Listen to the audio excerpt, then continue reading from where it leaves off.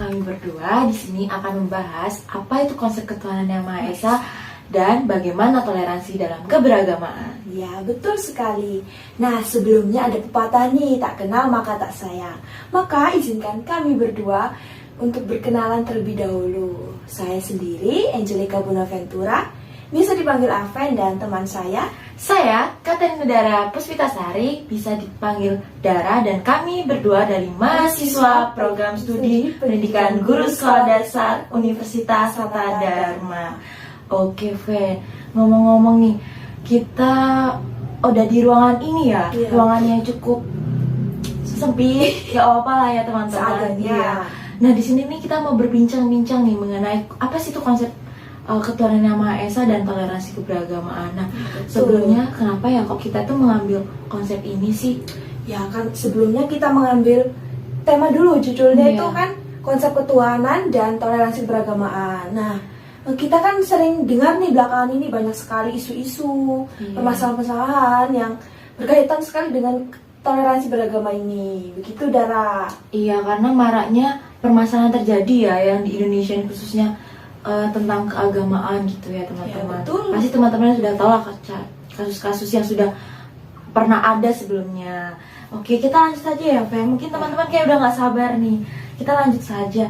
Sebelumnya itu kan keagamaan nih. Agama berarti agama itu salah satu kebudayaan atau keberagaman yang ada di Indonesia. Ya, betul. Nah, apa sih yang dimaksud dengan keberagaman? Keberagaman. Ya, betul. Ya, sekali. sebelumnya kita bahas dulu keberagaman nih. Keberagaman itu adalah kondisi masyarakat yang terdapat di suatu wilayah itu pasti adanya perbedaan, banyak perbedaan. Untuk di Indonesia sendiri ini kan negara yang sangat luas, terbentang dari Sabang sampai Merauke, yang terdiri dari berbagai macam suku, budaya, ras, terus kemudian agama. Nah, itu bisa digolongkan sebagai kebudayaan yang beragam, begitu ya. Iya, betul sekali, karena salah satu contoh keberagaman itu agama ya. Agama di Indonesia itu ada berapa sih teman-teman? Biasanya ada 6 ya, Fen? Oh, nanti dulu kita bahas dulu Pancasilanya dulu. Oke, langsung Nah, saja kita kalau bahas di Indonesia ini dari keberagaman itu tadi yang saya bahas sebelumnya, itu tuh disatukan dengan sistem nasional yang disebut dengan Pancasila. Nah, Pancasila ini sebagai dasar negara, kemudian sebagai sumber dari segala sumber hukum. Kemudian ada di Pancasila ini terdapat nilai-nilai yang menjadi pedoman di seluruh masyarakat Indonesia ketika berperilaku. Terus kemudian pokoknya segala macam aturan tuh ada di Pancasila itu. Begitu, Dara. Iya, betul sekali ya teman-teman. Jadi Pancasila itu sebagai pedoman kita ya, bangsa Indonesia, untuk masyarakat yang harus ditaati dan diterapkan ya dalam Iya, kehidupan betul. sehari-hari. Karena dalam nilai-nilai Pancasila itu terdapat beberapa keanekaragaman yang harus kita taati juga, seperti itu. Lanjut, yang tadi kan kita bahas tentang agama nih. Nah, agama Ya. Indonesia itu ada berapa sih, Fen? Nah, kalau di agama Indonesia itu yang diakui itu ada 5, Dara. Ada Islam, Katolik, Hindu, Buddha, dan Konghucu. Nah, betul sekali ya teman-teman. Jadi pasti teman-teman udah pada tahu gak sih agama Indonesia itu ada 6? Pasti tahu lah. Nah, nih Fen, aku mau jelasin nih. Jadi kan tadi tentang udah toleransi sudah, kemudian tentang Pancasila sudah ya, tentang agama nih. Oh, iya. Nah, agama ini merupakan hal yang berpengaruh besar ya teman-teman dalam membangun moral, khususnya itu agar terciptanya penerapan nilai-nilai Pancasila dalam kehidupan sehari-hari, baik di lingkungan sekolah maupun di lingkungan masyarakat, yang bisa memberikan dampak positif yang sangat besar bagi kehidupannya di kemudian hari nih. Nah, penerapan nilai Pancasila juga itu merupakan suatu hal yang sangat mudah, namun sulit banget untuk melakukan di kehidupan masyarakat, sehingga agama ini menjadi patokan bagi masyarakat bangsa Indonesia untuk membangun moral. Terlebih lagi kan sekarang zaman ini nih semakin maju, terus banyak pengaruh-pengaruh. Terus itu bisa mempengaruhi untuk nilai Pancasila tadi. Nah, betul sekali. Jadi kita sebagai bangsa Indonesia, sebagai warga negara itu jangan pernah lupa dengan nilai Pancasila ya, karena nilai Lupa Pancasila dengan jati diri bangsa Indonesia. Iya, betul. Walaupun kemajuan teknologi semakin pesat dan lain sebagainya, tapi kita jangan lupa akan pentingnya nilai Pancasila. Betul sekali. Oke nih, Fen. Kemudian kita kan dari tadi udah bahas nih ya tentang keberagamaan, toleransi dan lain sebagainya. Kita langsung masuk aja nggak sih ke contoh kasusnya nih? Pasti teman-teman udah pada bingung nggak? Pada penasaran nih apa sih contoh kasusnya gitu kan? Oke, jadi kita berdua ini akan bahas 2 kasus ya teman-teman yang berkaitan dengan nilai ketuhanan yang Maha Esa. Oke, ayo Aven bisa dijelaskan yang pertama? Ya, untuk kasus yang pertama itu adanya pernikahan yang tak lazim dan pastinya tidak patut dicontoh ya, karena ini pernikahan antara manusia dengan hewan. Khususnya ada yang berkaitan nih, itu manusia dengan hewan domba. Bahkan dombanya itu diberi nama. Jadi mengerikan sekali ya. Agak aneh tapi nyata gitu Iya. ya. Terus pernikahan tersebut dilakukan di Pesanggerahan Keramat di salah satu desa yaitu Jogodalu, Banjeng, di Gresik, Jawa Timur teman-teman. Di daerah Jawa ya. Ya. Jadi pernikahan ini dinyatakan tidak sesuai dengan norma agama. Kasus pernikahan manusia dengan domba menggunakan ajaran Islam dinilai merusak budaya Jawa dan telah merusak pemahaman budaya. Begitu, Dara. Kemudian nih, pidana itu ya pasti ada penistaan agama ya, karena itu kan menikahnya sesuai dengan ajaran agama Islami. Jadi mungkin tidak sepatutnya hal itu terjadi. Makanya kenapa dikatakan itu melanggar nilai ketuhanan Yang Maha Esa, karena yaitu menista agama yang tidak sesuai yang diajarkan oleh Iya, agamanya.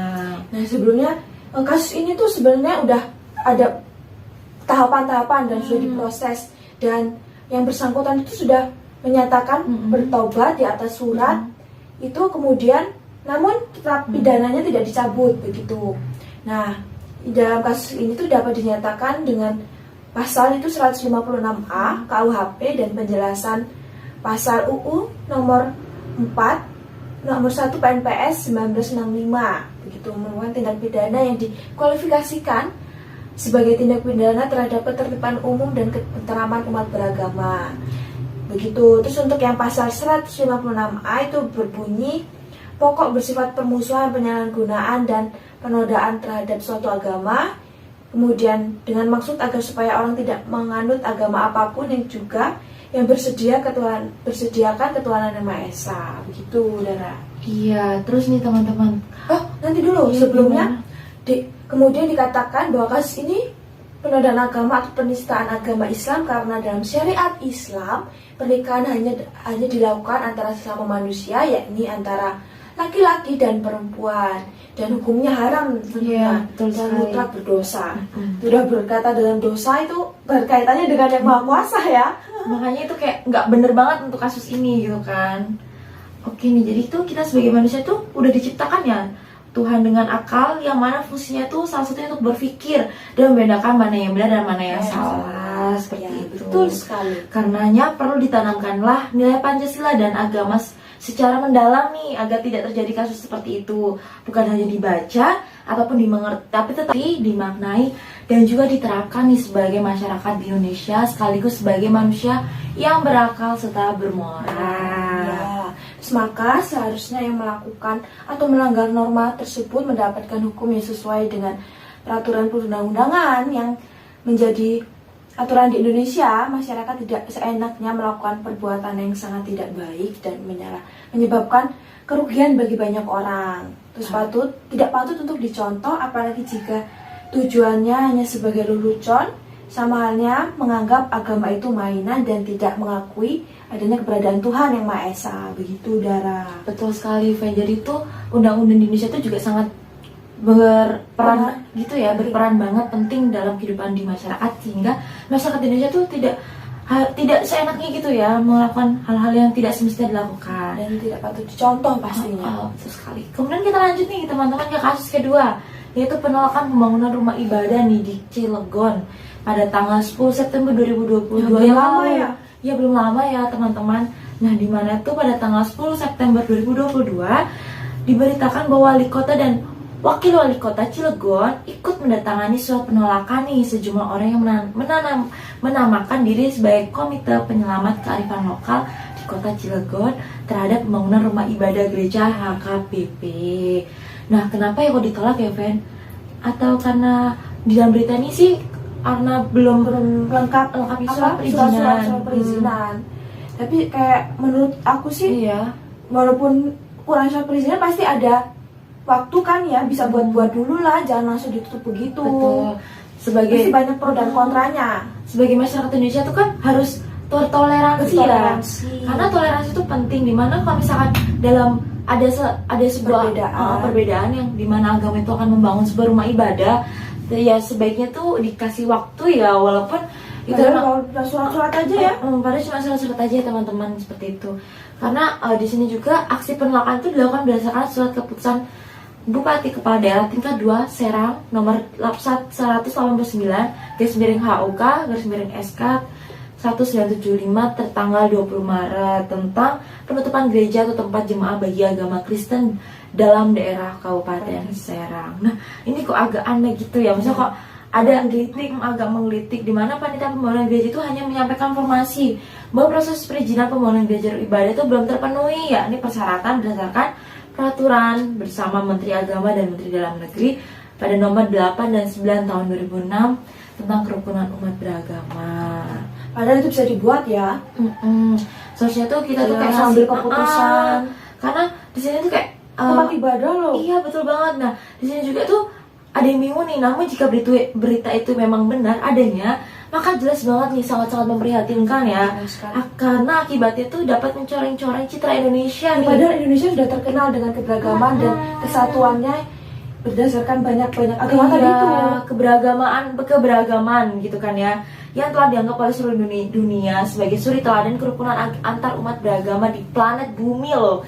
Di planet bumi berarti kan wow, di dunia. Iya, Indonesia berarti terkenal gitu kan dengan keanekaragaman dan toleransi yang begitu tinggi. Namun setelah ada kasus ini, setelah ada kasus seperti ini nih, takutnya itu udah dapat mencoreng nama bangsa Indonesia. Dalam kasus ini juga terdapat nilai-nilai masyarakat yang tidak dijalankan atau dilaksanakan, baik yaitu kurangnya nilai bertoleransi dalam masyarakat, di mana masyarakat lain mencegah untuk membangun gereja tadi. Terus bertoleransi tersebut dapat diwujudkan dengan saling menghargai, saling menerima, dan menerima perbedaan yang ada, terus kemudian menghormati satu sama lain ketika beribadah, menghargai hak orang lain, dan tidak memaksakan kehendaknya terhadap orang lain.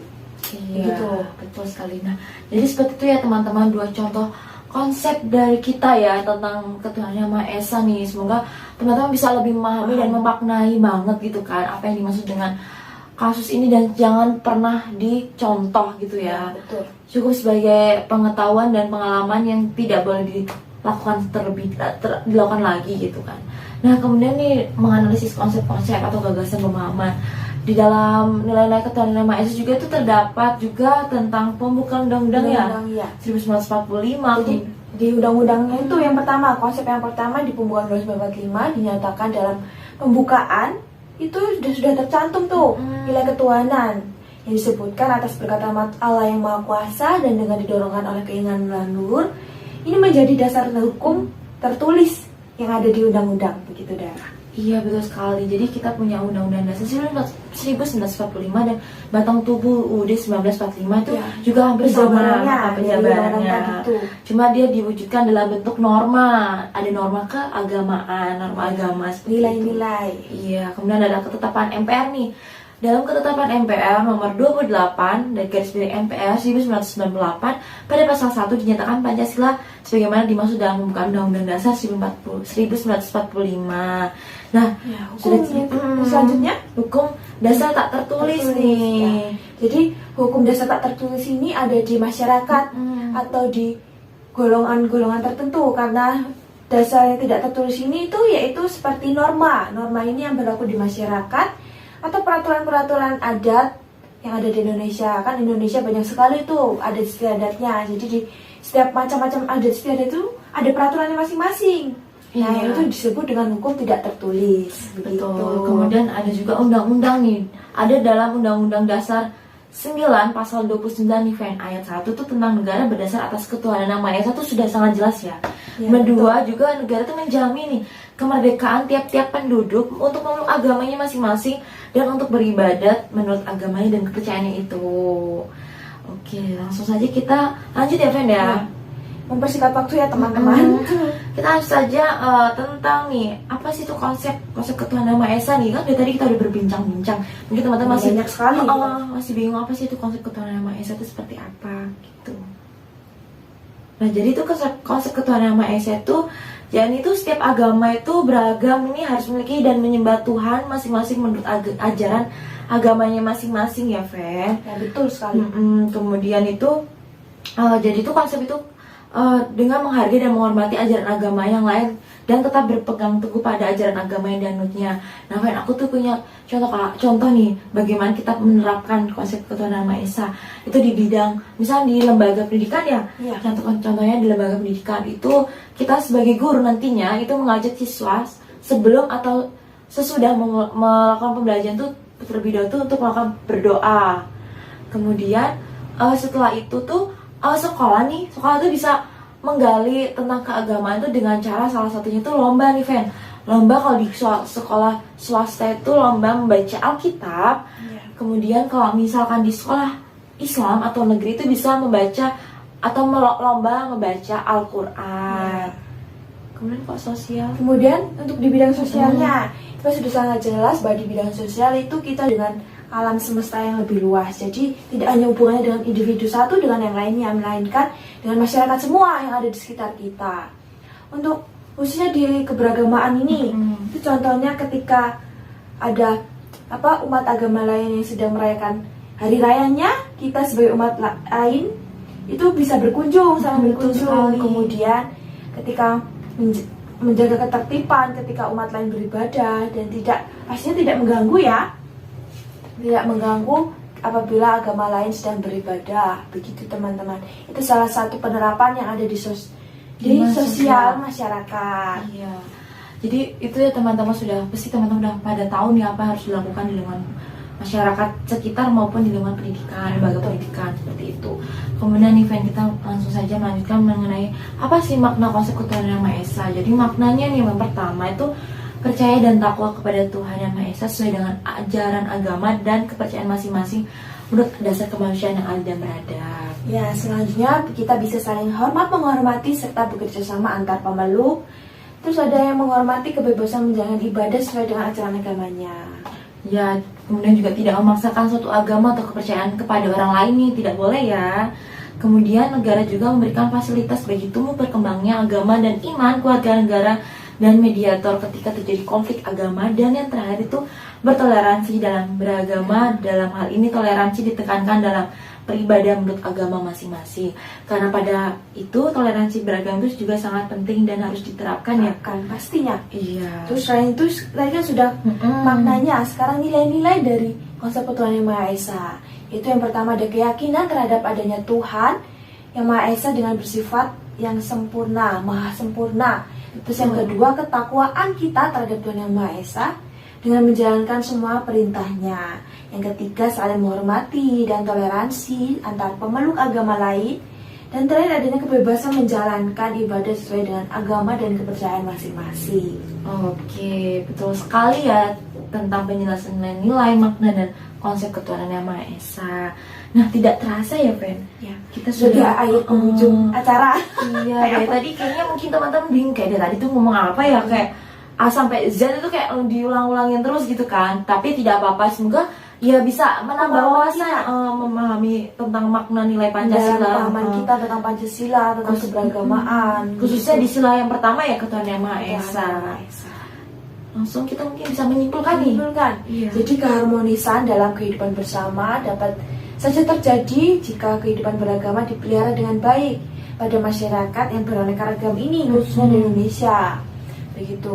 Kemudian sebuah nilai-nilai yang dijadikan pedoman bagi masyarakat untuk memeluk agama yang diyakini, mereka dapat melaksanakan ibadah sesuai ajarannya, maupun tanpa adanya larangan dan gangguan dari pihak lain. Mereka dapat bergaul, kemudian satu sama lain tanpa membeda-bedakan agama yang kita anut, begitu. Terus bisa kita saling menghormati, menghargai, tolong-menolong antar umat beragama. Betul sekali teman-teman. Jadi itu kita sebagai warga negara di Indonesia, kita harus saling membantu, menghargai, dan saling menghormati walaupun kita berbeda agama. Karena itu salah satu bentuk dari menerapkan nilai-nilai Pancasila. Khususnya sila pertama ya. Iya, yaitu ketuhanan Yang Maha Esa.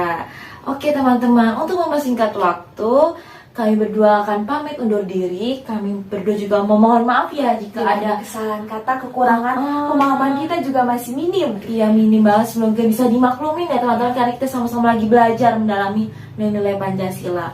Untuk itu, saya Dara dan saya Afen. Kami pamit undur diri dan sampai jumpa. Terima kasih.